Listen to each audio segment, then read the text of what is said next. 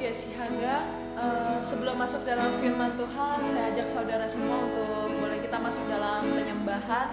Kita mau masuk dalam hadirat Tuhan, kita mau masuk dalam hadirat Tuhan dengan hati yang bersyukur.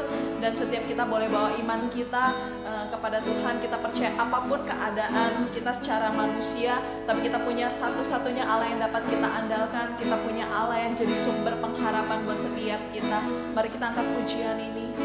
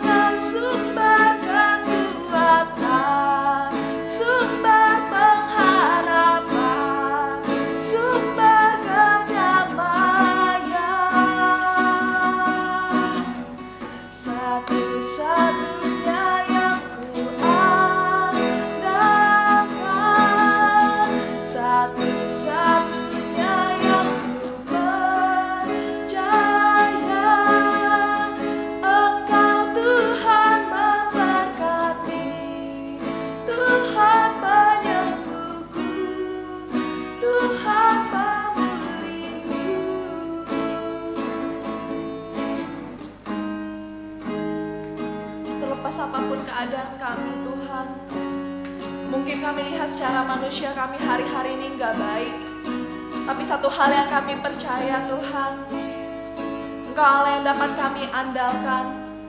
Engkau Allah sumber pengharapan kami.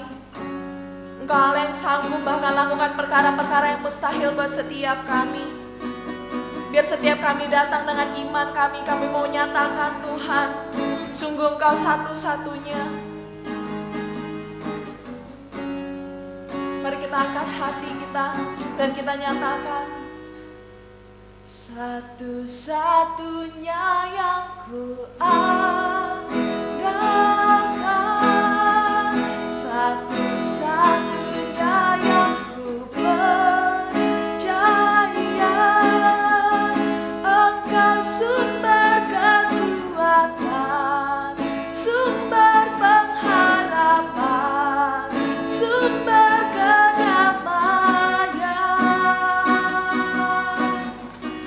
satu-satunya yang ku andalkan.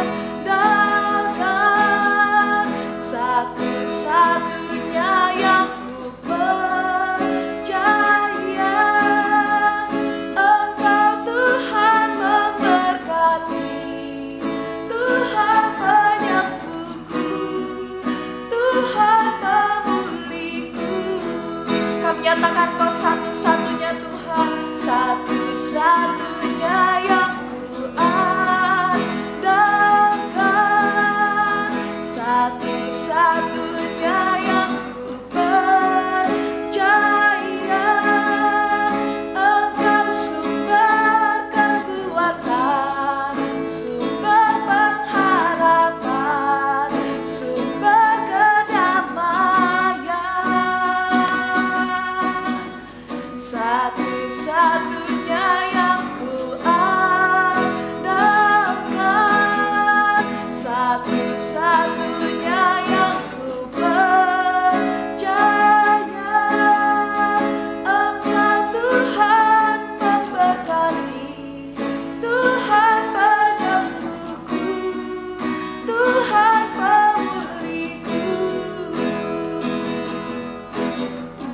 Engkau Tuhan memberkati, Tuhan penyembuhku, Tuhan pemulihku.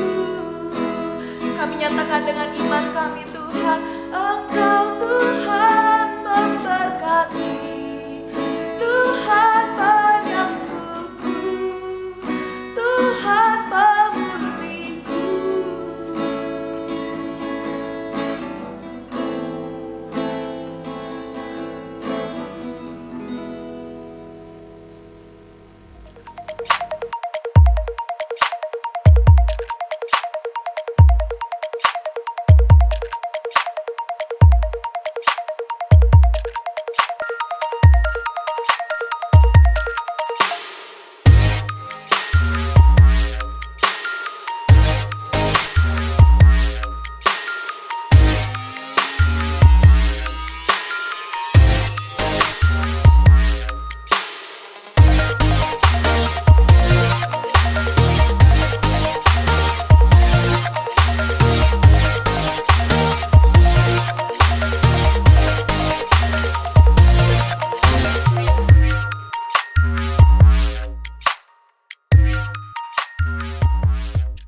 Shalom saudara-saudara.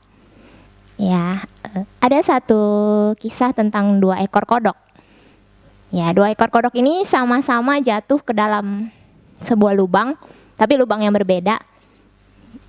Jadi mereka sama-sama berusaha keluar dari lubang ini. Ya, 2 kodok ini mereka terus loncat, tapi malangnya kodok yang satu lubangnya tertutup sama batu. Ya, sedangkan yang satu lagi enggak.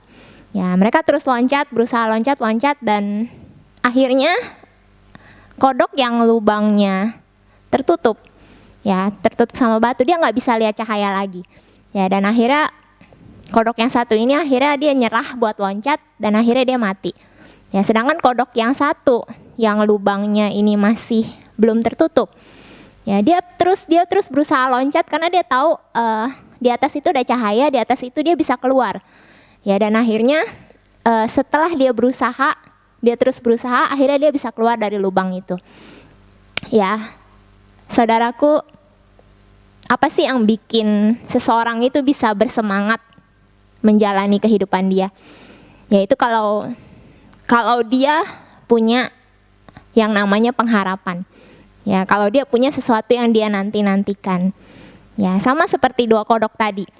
Ya, ketika yang satu ngelihat masih ada cahaya di atas dia berusaha terus dan itu bikin dia bersemangat dan akhirnya dia bisa keluar dari lubang itu. Sedangkan kodok yang satu waktu dia lihat udah nggak ada lagi cahaya, ya dia merasa harapannya semua udah hilang dan akhirnya dia mati. Dia berhenti berusaha. Ya, itu yang bikin seseorang bersemangat menjalani kehidupan dia karena dia punya pengharapan. Ibrani 6 ayat 19 berkata, pengharapan itu adalah sauh yang kuat dan aman bagi jiwa kita. Ya, pengharapan itu seperti jangkar yang akan bisa membuat jiwa kita nggak terombang-ambing, bisa membuat jiwa kita tetap kuat. Oke, hari-hari ini setiap kita pasti berharap kalau situasi kembali normal lagi. Ya, dunia kembali membaik. Ya, kita bisa melakukan aktivitas kita seperti sebelumnya. Orang tua yang anak-anaknya udah mulai sekolah online, udah mulai mengeluh. Ya, teman-teman saya banyak yang anak-anaknya udah mulai sekolah online dan mereka mulai merasa kelelahan. Ya, kapan ya ini sekolah kembali normal lagi? Ya, ternyata sekolah online itu lebih melelahkan daripada sekolah biasa. Terus kita juga berharap kapan ya kita bisa keluar jalan-jalan lagi, ya kerja seperti biasa lagi, ke mall, makan tanpa ngerasa was-was. Semua pasti berharap seperti itu. Dan kabar baik ya saudara-saudara, selama kita hidup, ya kita masih terus bisa berharap. Kita masih punya pengharapan selama kita hidup. Ya, firman sendiri berkata di Pengkhotbah 9 ayat 4, saya akan bacakan. Tetapi siapa yang termasuk orang hidup mempunyai harapan. Karena anjing yang hidup lebih baik daripada singa yang mati. Kalau dalam versi bahasa Indonesia masa kininya, tetapi selama hayat di kandung badan, selama itu ada harapan. Bukankah anjing yang hidup lebih bahagia daripada singa yang tak bernyawa? Ya, ini kabar baik untuk kita semua, saudara. Selama kita masih hidup, selama itulah ada pengharapan bagi kita. Dan tapi yang sulit adalah di tengah-tengah kondisi seperti sekarang ini, bagaimana caranya kita bisa tetap mempertahankan pengharapan kita. Di tengah-tengah kondisi seperti sekarang ini, rasanya untuk berharap itu semakin hari semakin rasanya mungkin sulit. Ya, gimana sih caranya kita bisa tetap mempertahankan pengharapan kita? Oke, yang pertama, kita harus pastikan kalau kita sedang meletakkan pengharapan kita tuh pada satu pribadi yang tepat. Kita sedang meletakkan harapan-harapan kita sama pribadi yang kita tahu ini pribadi yang tepat banget. Ya, kita harus pastikan kita sedang meletakkan pengharapan kita pada Yesus. Ya, ini yang pertama. Ya, bagaimana caranya kita bisa tetap mempertahankan pengharapan kita di tengah-tengah situasi yang sulit? Yang pertama, kita harus pastikan kita sedang berharap pada Yesus. Kita sedang mengandalkan Dia sepenuhnya. Ya, anak saya, Alena, ya dia benar-benar ketergantungan dia sangat-sangat penuh pada kami orang tuanya.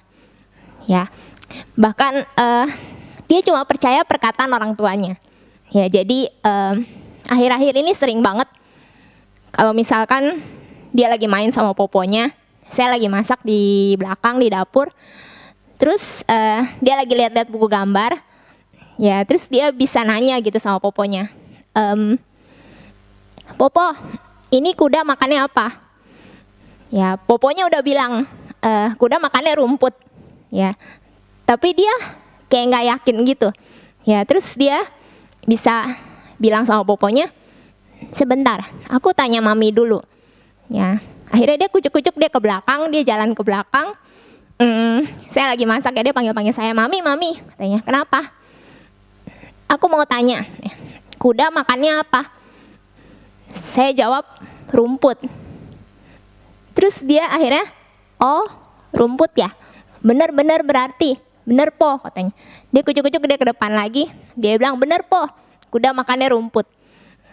Ya, saya belajar satu hal, saudara, ini menarik banget ya. Jadi padahal saya cuma ngomong sekali, dan poponya tuh udah ngomong berkali-kali kalau kuda makannya rumput. Tapi waktu saya ngomong sekali, dia langsung percaya perkataan saya dan dia langsung, oh, berarti benar ya. Ya, ini menggambarkan satu ketergantungan Alena yang benar-benar dia mengandalkan perkataan orang tuanya sepenuhnya. Ya, dia benar-benar menaruh pengharapan dia sepenuhnya sama saya. Ya, apa yang saya katakan dia percaya. Ya, kalau ada apa-apa dia pasti tanya saya. Dan semua yang saya katakan dia anggap benar. Ya, ini yang pertama, saudara. Gimana caranya kita bisa tetap mempertahankan pengharapan kita di tengah-tengah situasi yang sulit seperti sekarang? Ya, pertama kita harus pastikan kita sedang mengandalkan satu pribadi yang benar-benar tepat. Ya, kita sedang mengandalkan Yesus sebagai satu-satunya sumber pengharapan kita. Kita sedang mengandalkan Yesus sebagai satu-satunya yang perkataannya bisa kita percaya. Ya, itu yang pertama. Oke, yang kedua, gimana sih caranya kita bisa mempertahankan pengharapan kita di tengah-tengah situasi yang sulit seperti ini? Ya, yang kedua itu kita harus tahu pengharapan seperti apa sih yang kita punya di dalam Yesus. Ya, coba kita buka di 1 Petrus 1 ayat 3 sampai 4. Ya, saya akan bacakan. Terpujilah Allah dan Bapa Tuhan kita Yesus Kristus, yang karena rahmat-Nya yang besar telah melahirkan kita kembali oleh kebangkitan Yesus Kristus dari antara orang mati kepada suatu hidup yang penuh pengharapan, untuk menerima suatu bagian yang tidak dapat binasa, yang tidak dapat cemar, dan yang tidak dapat layu, yang tersimpan di sorga bagi kamu. Saya suka kalau di versi King James Version-nya ditulis sebagai kita akan menerima warisan yang tidak fana, yang tidak bercela, tidak akan pudar, yang disimpan, yang sudah dipesan, yang sudah di-booking di surga bagi kamu. Ya, saudara bisa bayangkan Tuhan sudah memesan, sudah menyiapkan segala sesuatu yang terbaik di surga bagi kita. Bahkan dia udah booking itu bagi kita. Ya. Dan kalau saya suka banget kalau di versi The Message-nya. Ya. Ditulis sebagai what a God we have. Inilah Tuhan kita. Inilah Tuhan yang kita punya. And how fortunate we are to have him. This father of our master Jesus. Betapa beruntungnya kita memiliki dia. Ya, because Jesus was raised from the dead, karena Yesus telah bangkit dari kematian, we've been given a brand new life. Kita diberikan hidup yang baru, and have everything to live for. Kita punya segalanya untuk hidup, including a future in heaven, termasuk kehidupan yang akan datang di surga. And the future starts now, dan masa depan itu dimulai sekarang. Ya, ini ada 3 hal yang menarik yang Tuhan berikan bagi kita. Brand new life, hidup yang baru, have everything to live for, punya segalanya untuk hidup, including a future in heaven, termasuk yang akan datang di surga. Ya, kita punya segalanya untuk hidup. Ya, Tuhan sudah memberikan kita segala-galanya untuk kita bisa menikmati kehidupan kita. Dan the future itu starts now. Ya, masa depan itu dimulai sekarang. Oke, bukan nanti ya, tapi sekarang. Oke. Betapa luar biasanya, maksudnya ini pengharapan kita. Ya, inilah pengharapan kita yang sesungguhnya. Yesus bilang, "Kau akan menikmati kehidupan di surga. Engkau akan menikmati kehidupan seperti di surga dimulai dari sekarang." Ya, bukan nanti. Kehidupan seperti di surga yang bisa kita nikmati mulai sekarang, mulai saat ini, bukan nanti. Ya, ini yang jadi pengharapan kita. Ya, ini yang jadi pengharapan kita di dalam Dia. Saya waktu baca ayat ini luar biasa banget janjinya buat kita. Ya, Dia menjanjikan pengharapan yang hidup. Dia menjanjikan pengharapan yang memampukan kita tetap teguh berdiri di tengah badai. Dia bikin kita bisa berjalan dari kemenangan kepada kemenangan, bahkan di tengah-tengah kondisi yang sulit sekalipun, saudara. Ya, dan apa sih yang jadi jaminannya? Ya, Tuhan gak cuma sekedar kasih pengharapan, tapi Dia juga kasih jaminan. Ya, jaminannya apa? Ya, jaminannya itu adalah firman-Nya sendiri. Ya, Tuhan bilang firman-Ku tidak mungkin gagal. Ya, di Roma 9 ayat 6a dibilang, akan tetapi firman Allah tidak mungkin gagal.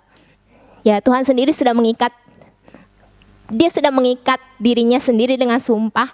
Ya, Dia bilang firman-Ku tidak mungkin gagal. Ya, jadi ketika kita tahu pengharapan seperti apa sih yang terkandung di dalam Dia, pengharapan seperti apa sih yang kita punya di dalam Yesus, ya, waktu kita udah tahu hal ini, kita akan bisa tetap kuat, kita akan bisa tetap nggak akan pernah berhenti berharap bahkan di tengah-tengah kondisi seperti ini. Ya, saya belajar banyak dari Alena, ya, dari anak saya. Bener ya, anak kecil itu murni banget. Ya, jadi pengharapan seorang anak tuh cuma sama janji orang tuanya.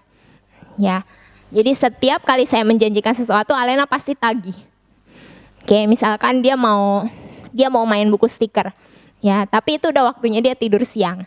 Ya, terus saya bilang sama dia, kamu bobo dulu, nanti habis bobo kita baru main buku stiker ini, mami janji. Ya, terus akhirnya dia nggak komplain apa-apa, dia langsung naik ranjang, dia udah tuh dia tidur. Begitu dia bangun, ya dia masih inget teman-teman.